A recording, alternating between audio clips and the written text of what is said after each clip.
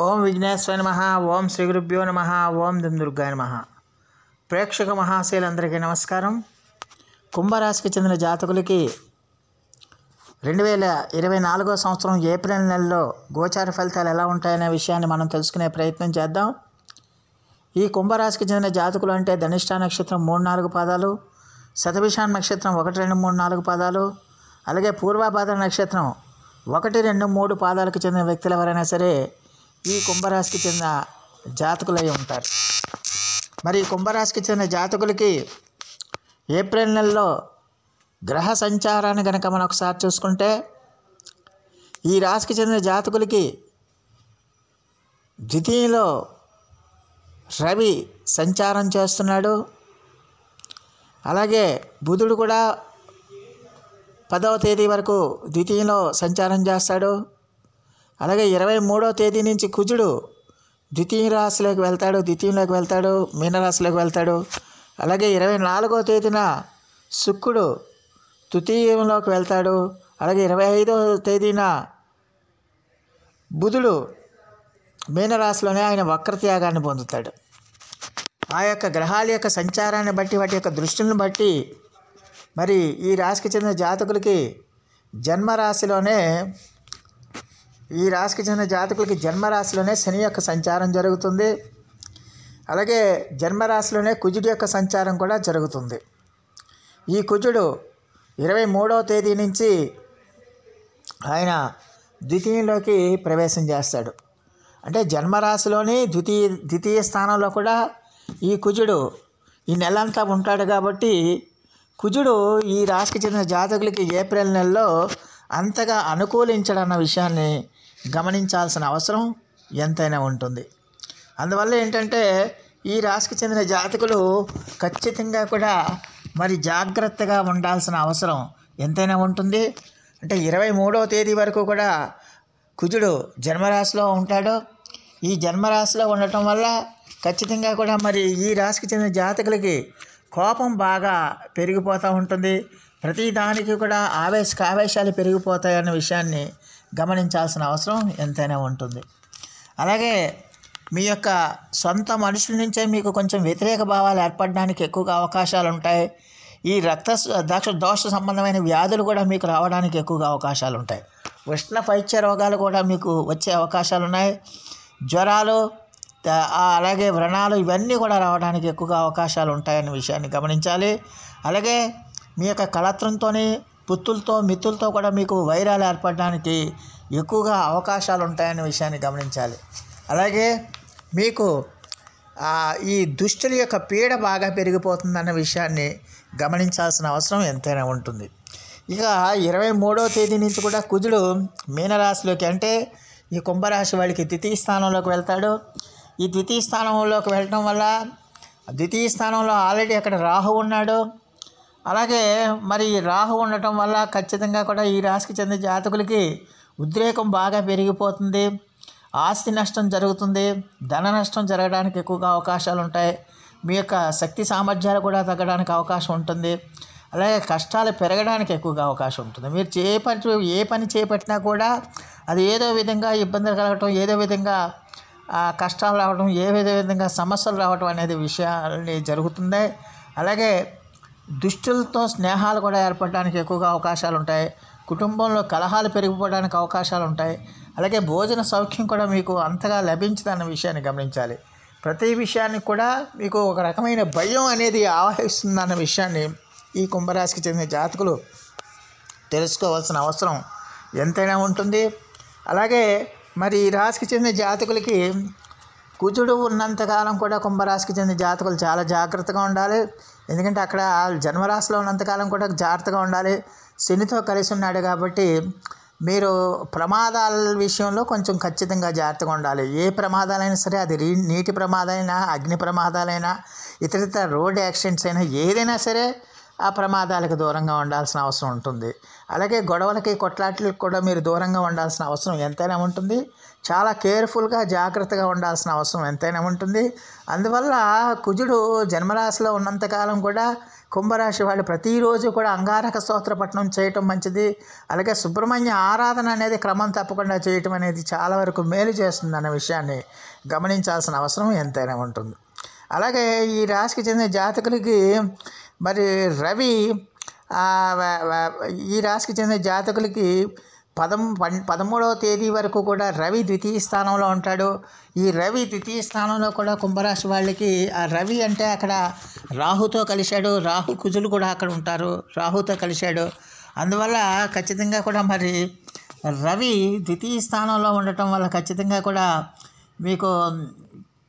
మీరు వ్యవసాయం చేస్తున్నా వ్యాపారం చేస్తున్నా అంతగా కలిసి రాకపోవటం అనేది జరుగుతుందన్న విషయాన్ని గమనించాలి. ఎంత పని చేసినా కూడా ఎంత కష్టపడినా కూడా మీకు సుఖం లేకపోవడం అనేది జరుగుతుంది. ఇతరుల వల్ల మోసపోవడం అనేది జరగడానికి ఎక్కువగా అవకాశం ఉంటుంది. కోపం ఊరికే పెరిగిపోతుంది అన్న విషయాన్ని గమనించాల్సిన అవసరం ఎంతైనా ఉంటుంది. అలాగే ఈ తలనొప్పులు, అలాగే వృత్తుల్లో మీకు ఒక రకమైన భయం, ఒక అనిశ్చితమైన భావం ఏర్పడడానికి ఎక్కువ అవకాశం ఉంటుంది. ఏ పని చేసినా కూడా మీకు కలిసి రాకపోవడం అనేది, నష్టాలు కలగటం అనేది జరగడానికి ఎక్కువగా అవకాశం ఉంటుంది. అలాగే మీరు చేస్తున్న పని అంతా కూడా ఏదో వ్యర్థమైపోతుందన్న విషయాన్ని గమనించాల్సిన అవసరం ఉంటుంది. అంటే ప్రయోజనం లేకుండా పోతుందన్న విషయాన్ని గమనించాల్సిన అవసరం ఉంటుంది. అలాగే దేహంలో అంటే మీ శరీరంలో ఉష్ణ బాధలు కూడా మీకు బాగా పెరిగిపోవడానికి అవకాశాలు ఉంటాయి. మీరు చేపట్టిన కార్యక్రమాలు ఏవి కూడా తొందరగా పూర్తి కావాలన్న విషయాన్ని గమనించాల్సిన అవసరం ఎంతైనా ఉంటుంది. అలాగే మీరు ఒక క్రమ మార్గంలో వెళ్తుంటే ఆ క్రమ మార్గంలో వెళ్ళినప్పుడు ఎవడొకడు దుష్టుడు మీ దగ్గర చేరి మీరు ఆ రూట్లోకి వెళ్తున్నాం, ఈ రూట్లోకి వెళ్ళని మిమ్మల్ని మీ యొక్క రూట్ని డైవర్ట్ చేయడానికి అవకాశాలు ఉంటాయి. దానివల్ల మీరు తప్పుడు అడుగులు వేసే అవకాశాలు కూడా ఉంటాయన్న విషయాన్ని ఈ కుంభరాశికి చెందిన జాతకులు తెలుసుకోవాల్సిన అవసరం ఉంటుంది. అయితే 13వ తేదీ నుంచి రవి మేషరాశిలోకి ప్రవేశం చేస్తున్నాడు. అది తృతీయ స్థానంలోకి వెళ్తున్నాడు కాబట్టి 13వ తేదీ నుంచి రవి మీకు చాలా వరకు మేలు చేస్తాడన్న విషయాన్ని గమనించాల్సిన అవసరం ఎంతైనా ఉంటుంది. మనస్సు చాలా ఉల్లాసంగా ఉంటుంది. బంధువులతోని మిత్రులతోని కూడా చాలా వరకు మంచి స్నేహ సంబంధాలని మీరు ఏర్పాటు చేసుకుంటారు. ఆరోగ్యం కూడా మీకు బాగుంటుంది, ధనప్రాప్తి బాగుంటుంది, సంతాన సౌఖ్యం ఉంటుంది. మీరు చేపట్టిన కార్యక్రమాలన్నీ కూడా విజయవంతంగా పూర్తి చేయడానికి అవకాశం ఉంటుంది. మీరు ఏవైతే లక్ష్యాలు పెట్టుకున్నారో, ఏవైతే టార్గెట్స్ పెట్టుకున్నారో అవన్నీ కూడా సంపూర్ణంగా పూర్తి అవ్వడానికి ఎక్కువగా అవకాశాలు ఉంటాయి. దూర స్నేహితులను కూడా కలుసుకోవడానికి ఎక్కువగా అవకాశాలు ఉంటాయి. మొత్తం మీద రవి 14వ తేదీ నుంచి అంటే 13వ తేదీ రాత్రి 11:17 నుంచి రవి మీకు తృతీయ రాశిలోకి వెళ్ళినప్పటి నుంచి అంటే మేషంలోకి వెళ్ళినప్పటి నుంచి కూడా ఈ కుంభరాశి వాళ్ళకి చాలా వరకు మేలు చేస్తాడన్న విషయాన్ని గమనించాల్సిన అవసరం ఎంతైనా ఉంటుంది. అలాగే వృత్తి ఉద్యోగాల్లో కూడా మీకు చాలా డెవలప్మెంట్ వస్తుంది. ముఖ్యంగా ప్రభుత్వ ఉద్యోగాల్లో పనిచేస్తున్న వాళ్ళకి చాలా వరకు అనుకూలమైన ఫలితాలు ఉంటాయన్న విషయాన్ని గమనించాల్సిన అవసరం ఎంతైనా ఉంటుంది. అలాగే 23వ తేదీ వరకు శుక్రుడు ద్వితీయ స్థానంలో సంచారం చేస్తున్నాడు. ఈ 23వ తేదీ వరకు శుక్రుడు మంచి లాభాలను ఇస్తాడు. ఎందుకంటే ధనస్థానంలో ఉన్నాడు కాబట్టి మంచి లాభాలను ఇస్తాడు. ఈ లాభాలను ఇచ్చి ఖచ్చితంగా కూడా ఈ రాశికి చెందిన జాతకులకి ఆరోగ్యం సొంతం అవుతుంది. విద్యార్థులకి బ్రహ్మాండంగా ఉంటుంది. అలాగే మంచి వినోద కార్యక్రమాల్లో పాల్గొంటారు. సుఖం సంతోషాలు అనేవి మీకు కలగడానికి ఎక్కువగా అవకాశం ఉంటుందనే విషయాన్ని గమనించాలి. చాలా హ్యాపీగా సంతోషంగా మీరు గడపడానికి ఎక్కువగా అవకాశం ఉంటుంది. అలాగే 24వ తేదీ నుంచి శుక్రుడు మేషరాశిలోకి ప్రవేశం చేస్తున్నాడు. అంటే తృతీయ స్థానంలోకి ప్రవేశం చేసినప్పుడు కూడా ఖచ్చితంగా కూడా శుక్రుడు ఈ రాశి వాళ్ళకి చాలా వరకు అనుకూలమైన ఫలితాలను ఇస్తాడు. డబ్బులు విపరీతంగా వచ్చి పడతాయి. చాలా వరకు సంతోష సుఖాలతో మీరు చాలా హ్యాపీగా సంతోషంగా ఉంటారు. ధనధాన్య వృద్ధి కలుగుతుంది, కార్యసిద్ధి కలుగుతుంది. మీ యొక్క తల్లిగారి యొక్క ఆరోగ్యం కూడా బ్రహ్మాండంగా ఉంటుందన్న విషయాన్ని గమనించాలి. అందువల్ల శుక్రుడు ఈ రాశి వాళ్ళకి ఏప్రిల్ నెల అంతా కూడా బ్రహ్మాండమైన యోగాన్ని ఇస్తాడన్న విషయాన్ని కుంభరాశికి చెందిన జాతకులు తెలుసుకోవాల్సిన అవసరం ఎంతైనా ఉంటుంది. అలాగే 25వ తేదీ నుంచి బుధుడు వక్ర త్యాగాన్ని పొందుతాడు మీనరాశిలోనే. ఆ మీనరాశిలో ఉండటం వల్ల బుధుడు అది వక్ర త్యాగాన్ని పొందటం వల్ల ఖచ్చితంగా కూడా మరి ఈ రాశికి చెందిన జాతకులకి ఖచ్చితంగా కూడా మరి ఎట్టి పరిస్థితుల్లో కూడా చాలా వరకు అనుకూలమైన ఫలితాలే ఉంటాయనే విషయాన్ని గమనించాల్సిన అవసరం ఉంటుంది. బుధుడు మీకు చాలా వరకు అనుకూలమైన ఫలితాలను ఇస్తాడు. వక్ర త్యాగం పొందిన కాడి నుంచి మీకు అనుకూలమైన ఫలితాలను ఇస్తాడు. అందువల్ల చాలా వరకు కూడా ఆరోగ్యము, సత్సాంగత్యం, విద్యా వినోదం విద్యార్థులు కూడా బ్రహ్మాండంగా ఉంటుంది. చాలా హ్యాపీగా సంతోషంగా వాళ్ళు గడపడానికి ఎక్కువగా అవకాశం ఉంటుందన్న విషయాన్ని గమనించాల్సిన అవసరం ఎంతైనా ఉంటుంది. అందువల్ల ఈ కుంభరాశికి చెందిన జాతకులకి 9వ తేదీ నుంచి 10వ తేదీ వరకు కూడా బుధుడు అనుకూలమైన ఫలితాలను ఇస్తాడు. 10వ తేదీ తర్వాత ఆయన వక్రంలోకి వెళ్తాడు. ఆ వక్రంలోకి వెళ్ళి మళ్ళీ వక్ర త్యాగాన్ని 25వ తేదీని పొందుతాడు. కాబట్టి అప్పటి వరకు కూడా కుంభరాశి వాళ్ళు జాగ్రత్తగా ఉండాలి. ఆ తర్వాత నుంచి మళ్ళీ కుంభరాశి వాళ్ళకి చాలా వరకు బుధుడు అనుకూలమైన ఫలితాలను ఇస్తాడన్న విషయాన్ని గమనించాలి. అలాగే అష్టమంలో కూడా ఈ రాశికి చెందిన జాతకులకి కేతు ఉన్నాడు. కాబట్టి ఆ కేతు విషయంలో కూడా ఈ రాశికి చెందిన జాతకులు జాగ్రత్తగా ఉండాలి. ఆరోగ్య విషయంలో జాగ్రత్తగా ఉండాలి. ఖచ్చితంగా కూడా మీరు ఎట్టి పరిస్థితుల్లో ఆరోగ్యాన్ని నిర్లక్ష్యం చేయకూడదు. మరి ఈ రాశికి చెందిన జాతకులు ఇంకొకటి అంటే ప్రస్తుతం గ్రహాల యొక్క వ్యతిరేకంగా పనిచేసే గ్రహాల సంఖ్య బాగా ఎక్కువగా ఉంది. కాబట్టి కుంభరాశికి చెందిన జాతకులు ఎట్టి పరిస్థితుల్లో కూడా మీరు వచ్చిన అవకాశాలని వచ్చినట్టుగా మీరు సద్వినియోగం చేసుకోవాల్సిన అవసరం ఉంటుంది. వృధాగా కాలయాపన ఎట్టి పరిస్థితుల్లో కూడా చేయకూడదు. అలాగే మీ యొక్క ప్రతి కష్టాలని వచ్చిన ఇబ్బందులను ఎదుర్కోవడానికి తగిన సమయస్ఫూర్తిని మీరు ప్రదర్శించాల్సిన అవసరం ఎంతైనా ఉంటుందన్న విషయాన్ని ఈ కుంభరాశికి చెందిన జాతకులు తెలుసుకోవాల్సిన అవసరం ఉంటుంది. ఎట్టి పరిస్థితుల్లో కూడా మీరు సమయస్ఫూర్తిని ఉపయోగించాలి. ఎట్టి పరిస్థితుల్లో కూడా మీరు తెలివితేటలు ఉపయోగించి వచ్చిన అవకాశాలను ఉపయోగించుకోవాలి తప్పించి ఓవర్ కాన్ఫిడెన్స్తో ఎట్టి పరిస్థితుల్లో కూడా అవకాశాలను జారి విడుచుకోకూడదన్న విషయాన్ని ఈ కుంభరాశికి చెందిన జాతకులు తెలుసుకోవాల్సిన అవసరం ఉంటుంది. అలాగే ప్రతికూల గ్రహాల యొక్క సంఖ్య బాగా ఎక్కువ ఉండటం వల్ల ఏంటంటే కొంచెం ఇంటా బయట కూడా సామాన్యమైన ఫలితాలు ఉండడానికి అవకాశం ఉంటుంది. ఆదాయం విషయంలో మాత్రం ఈ రాశికి చెందిన జాతకులకు ఎలాంటి ఇబ్బందులు ఉండవు. ఆదాయం బాగానే ఉంటుంది. అలాగే సహోద్యోగులతోనే కూడా సాటివారితో కూడా చాలా లౌక్యంగా సమయతో మాట్లాడాల్సిన అవసరం ఉంటుంది.